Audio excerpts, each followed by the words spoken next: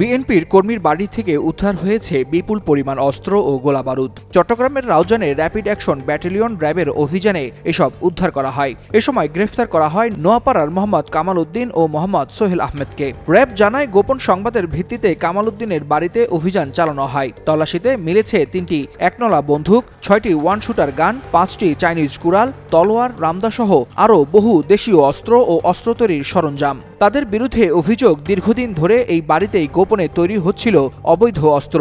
স্থানীয় জলদস্যু, মাদক ব্যবসায়ী আর ডাকাত দলের কাছে এসব অস্ত্র বিক্রি করতেন তারা। র্যাব জানায়, দুর্গম এলাকায় অভিযান পরিচালনা ছিল বেশ চ্যালেঞ্জিং। বাইরের কাউকে দেখলেই সতর্ক হয়ে যেত অভিযুক্তরা। এদিকে রাউজান থানায় কামাল উদ্দিনের বিরুদ্ধে আগে থেকেই অন্তত 3টি মামলা রয়েছে। অস্ত্র উদ্ধার অভিযানে নতুন করে আলোচনায় নোয়াপাড়ার এই বাড়ি।